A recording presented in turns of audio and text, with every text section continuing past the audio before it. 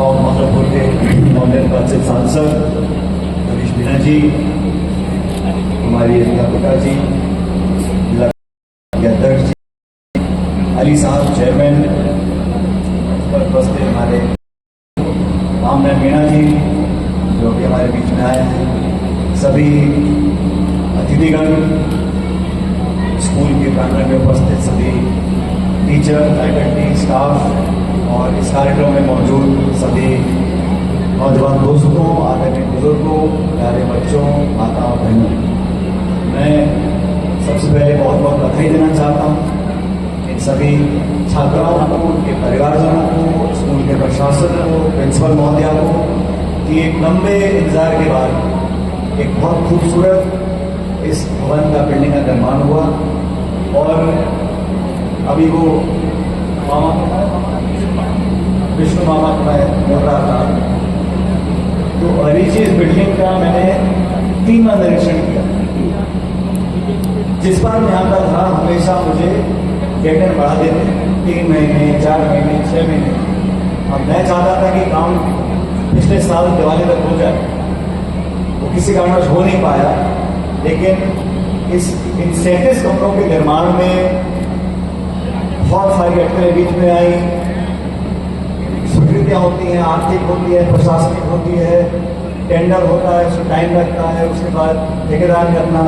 अच्छा काम के लिए थोड़ा समय लग गया, लेकिन जब आपने इतने सालों, दशकों तक इंतजार किया, कितने दशक इंतजार किया? 6-7 दशक, 80 साल। आज इन बच्चों के पढ़ने के लिए एक अच्छा वातावरण, एक अच्छा इंफ्रास्ट्रक्चर हमने तैयार किया है। मैं बहुत बहुत बधाई देना चाहता हूँ और मुझे खुशी इस बात की है कि ये आगे की सोच को ध्यान में रखकर किया गया है। आगे इसमें और बच्चे पढ़ सकें, जो भी कोर्सेज जैसा बताया गया आपको, जो कोर्स यहाँ पर उपलब्ध नहीं है, भूगोल के, अंग्रेजी साहित्य के, उन सब कोर्सेज को शुरू करें ताकि शिक्षा का विस्तार हो सके। अब तक जो सीमित दायरे में हमारी बच्चियाँ पढ़ती थी, उनको और व्यापक रूप से हम लोग एक्सपोजर दे सकें। समय बदल रहा है, दुनिया बदल रही है, तो हमें शिक्षा की प्रणाली को, शिक्षकों को, अपने कोर्सेज को, जो विभाग हमारे पास नहीं है, उन डिपार्टमेंट्स को हम यहाँ पर लेकर आएँ। अच्छी लैब यहाँ पर हमारे साइंस के सब्जेक्ट्स बच्चे आप पढ़ सकें। और जैसा हरीश मीणा जी कह रहे थे, किसी भी देश और समाज के विकास में सब चीज़ की जरूरत रहती है, सड़क की, पुलिया की, पुल की, बिजली पानी की। लेकिन समाज में असली बढ़ोतरी तब होती है जब वो इलाका, वो क्षेत्र, वो समाज शिक्षित हो जाता है। और घर की बच्चे अगर पढ़ लेती है तो घर को लाभ होता है, ससुराल वालों को, मायके वालों को। तो बच्चों को पढ़ाना, मैं समझता हूँ सबकी प्राथमिकता होनी चाहिए। और इस बिल्डिंग के माध्यम से आने वाले काफी लंबे समय तक हम अच्छी शिक्षा दे सकेंगे। लेकिन मैं बताना चाहता हूँ प्रिंसिपल महोदया को कि शिक्षा जो है, पढ़ाई है, वो सिर्फ बिल्डिंग से नहीं होती है। वहाँ पर पढ़ाने वाले लोग, वहाँ के टीचर, वहाँ के शिक्षक उस आत्मीयता से, उस अपनेपन से बच्चों को पढ़ाएं जैसे खुद के बच्चों को पढ़ाते हैं। और इस उम्र में जो शिक्षा हम ग्रहण करते हैं, वो बहुत लंबे समय तक हमको काम आती है। इसलिए मैं चाहूँगा कि आप एक नई शुरुआत यहाँ पर करें।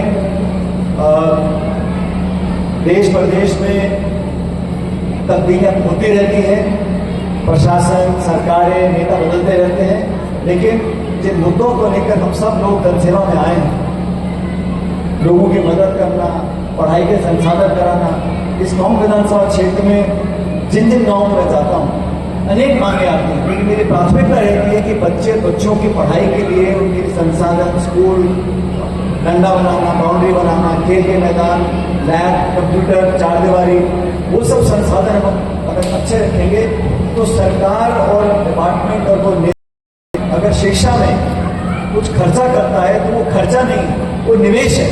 वो आने वाली कई पीढ़ियों को निवेश के माध्यम से हम लोगों को आगे बहुत कुछ दे सकते हैं। और शिक्षा का, पढ़ाई का, डिग्री का जो वरदान है वो ले नहीं सकता।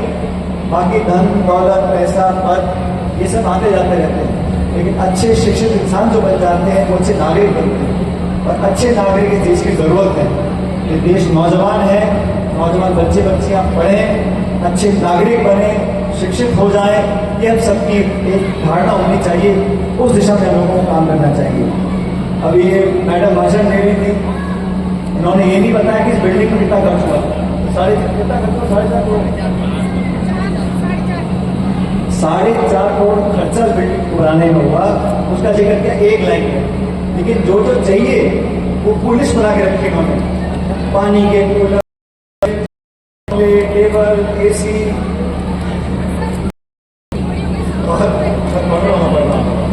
बहुत सारे आपने inverter, sound system, digital board, reception counter, sofa, infrastructure. और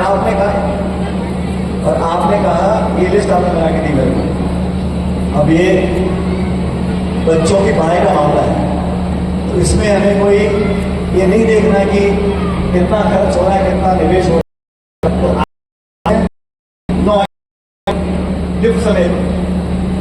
लिफ्ट समेत 9 आइटम देखे हैं ना, पढ़ी सुना दोबारा। दिव्यांग छात्राओं के लिए lift, CCTV camera, PCC cooler, electronic bell system, एक इन्वर्टर, एक म्यूजिकल साउंड सिस्टम प्रार्थना सभा के लिए, क्लासरूम के लिए 10 डिजिटल बोर्ड, एक रिसेप्शन काउंटर, एक सोफा, 5 सोफे। ये लिखे जितना भी उन्होंने यहाँ पर लिखा है, फिर कह रहा हूं मैं आपको, जितना भी आपने यहाँ लिखा है वो सारा का सारा मैंने विधायक कोटे से दूंगा आपको। आपने गलती करी, आपने सिर्फ इसमें लिखे हैं 20 आइटम, आप 50 लिखे तो मैं फंस जाता। लेकिन आपने जो जो लिखा है, मैं समझता हूँ वो इतनी बढ़िया बिल्डिंग बनी है। इसको और बेहतर बनाने के लिए जो जो कमियां रह गई हैं उसको मैं मेरे विधायक कोटे से पूरा कराऊंगा, ताकि बच्चियां आगे पढ़कर इस कौम का नाम रोशन कर सकें, अपने घर परिवार का नाम रोशन कर सकें। और इसमें पैसे की, संसाधन की हम कोई कमी नहीं आने देंगे। जो विभाग का, डिपार्टमेंट का, मंत्रालय का काम है, उस काम को हरीश मीणा जी और मैं हम दोनों करेंगे जयपुर में। शिक्षा विभाग से जो जो आप नए डिपार्टमेंट चाहते हैं, आप फैकल्टी और चाहते हो, शिक्षकों की संख्या बढ़ाना चाहते हो, उन सब कामों को सरकार से करवाने कि जो मेरे विधायक कोटा है, जो मांग आप लिख दी, मैंने पढ़ा नहीं है पूरा, जो मांग आपने लिख दी है वो सारी की सारी मैं मेरे विधायक कोटे से पूरा। मैं इस मौके पर बधाई देना चाहता हूँ पुनः आपको, आपके स्टाफ को, मैनेजमेंट को, सब शिक्षकों को, अध्यापिकाओं को, बच्चों को, उनके परिजनों को एक अच्छी शुरुआत करिए। एक बेहतरीन खूबसूरत बिल्डिंग का निर्माण यहाँ पर हुआ है। 37 कमरे हम लोग यहाँ बीच बने हैं। मैं सबका धन्यवाद करता हूँ, आपको शुभकामना देता हूँ और इस उम्मीद के साथ कि आने वाला समय आप सबके लिए मंगलमय हो, आपको फलो फूलो, आगे बढ़ो, ऊपर वाले का हाथ आपके ऊपर हमेशा बना रहे। बहुत बहुत धन्यवाद। जय हिंद, राम राम। साहब एक बार